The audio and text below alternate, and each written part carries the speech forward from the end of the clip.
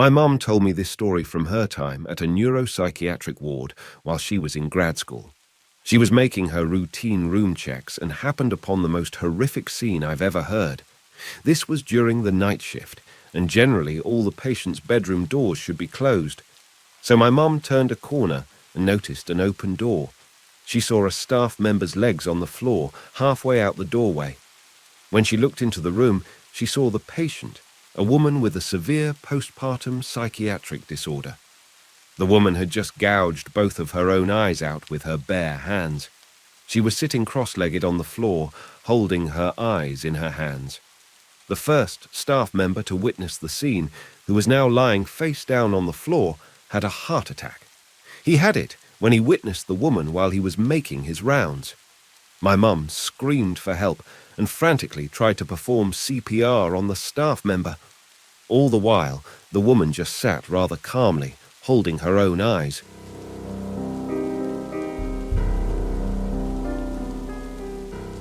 When I first started working in the hospital, I was sitting with this sweet little old woman. I had sat with her, talking about her family and such for 6 hours.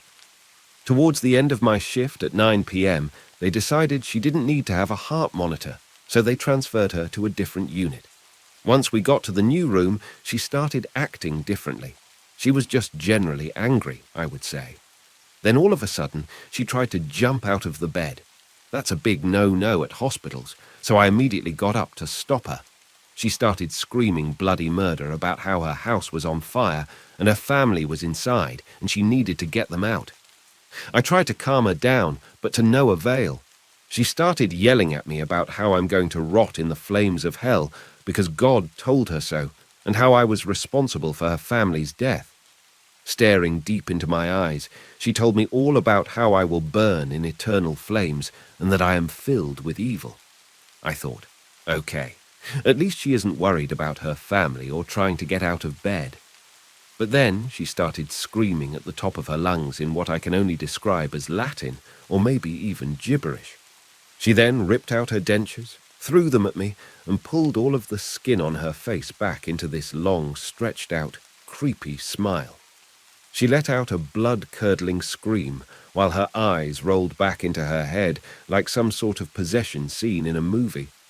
Just as she let up, my relief came into the room. I wished her luck and booked it out of there. The second I got off the unit, I called my mum and cried for a good 15 minutes. I still think of her stretched-out face sometimes. Please drop a like and subscribe for more scary stories. I was a pharmacy technician at a hospital with a psych ward for some time. We would have to go around with a cart and dispense the patient's medications. Being a short girl, a security guard or male nurse would accompany me, just as a precaution. I never had any real issues other than the occasional death grip onto my arm or manic outbursts, but there was one boy who was entirely different. His chart said he was 9, and he had pale skin, dark hair, and huge, bright green eyes. He always greeted me in the most polite way, asked how I was doing, and always found something different to compliment me on every time. He was extremely well-spoken and mature for his age, so I began looking forward to seeing him. In addition, normal small talk is definitely cherished in that setting. If he saw me outside of his room in the halls, he made sure to say hello and always called me Miss Jones or ma'am. One day, a couple of our female nurses saw me pause to chat with him in the hallway and waved me over to ask if I was out of my mind. Apparently, when he was in kindergarten, he grew an intense attachment to his young female teacher. This escalated to the point of him calling her Mom and leaving notes for her about how he wished he were her son. He had a normal home life with both parents, and the teacher tried to explain to him that she couldn't be his mom. The teacher also explained that it would hurt his real mother's feelings and that she already had that job covered. So he went home and killed his own mother in her sleep by cutting her throat. He did it believing his teacher could finally be his mom. The female staff had a general rule of not interacting with him excessively to prevent any kind of attachment from forming. So, don't judge a book by its cover, I guess.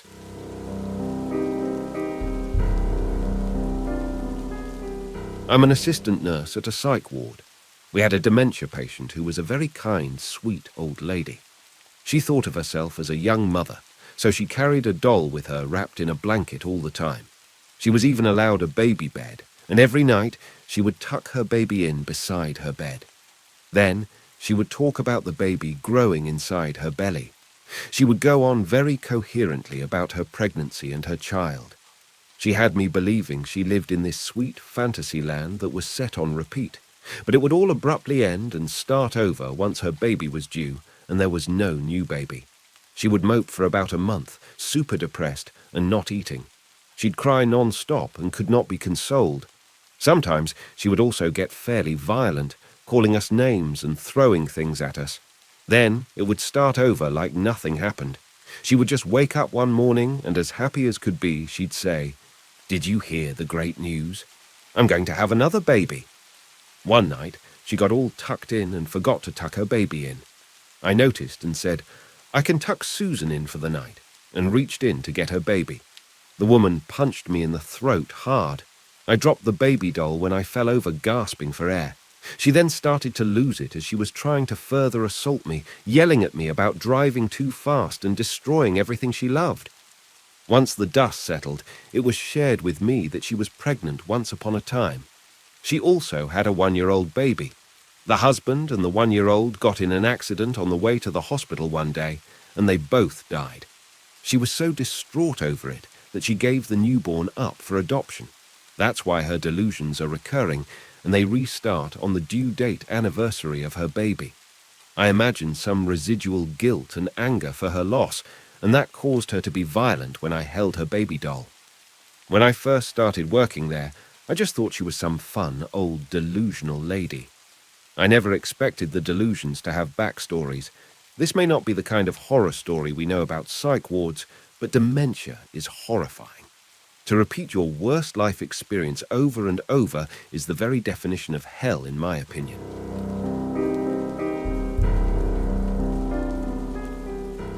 We had a young lady in our custody with quite a few issues. We'll call her Jane. On Jane's first night at our facility, staff performing a bed check found Jane in a puddle of blood. Turns out, Jane had been slicing the skin around her shin with her fingernails and was pulling her skin up her leg, essentially de-gloving her calf. Jane also had a ritual she performed every night before bed. While in her room, she would walk to every wall and touch them in a crucifix pattern. After doing this for a few hours, she would sit on her bed and go to sleep. One night, her pace was frantic. Our night staff observed the entire interaction and reported she was screaming late into the night. When one staff member went to check on her, he reported she was standing in the doorway smiling. The staff asked what was wrong, and she replied, "What makes you think you are speaking to Jane? That's some pretty creepy stuff."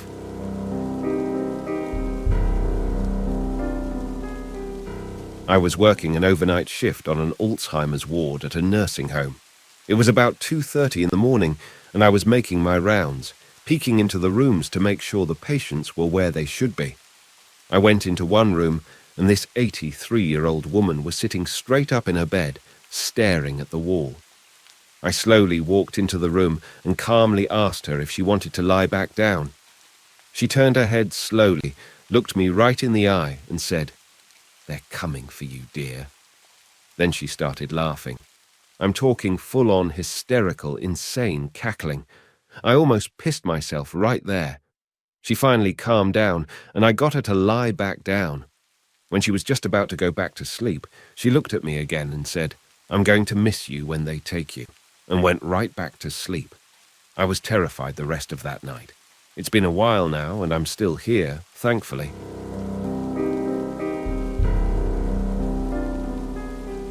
My clients have dementia, and there's one who creeps me out a lot.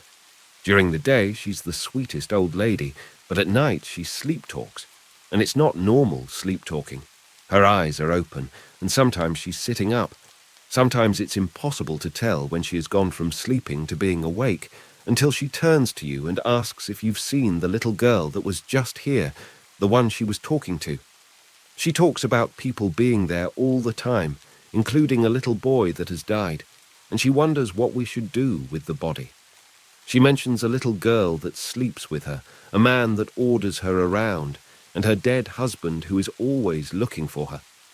I heard her talking once, and she was being very loud, but as I reached the open doorway, she said, "Shh, they're all sleeping. Better not talk about it now."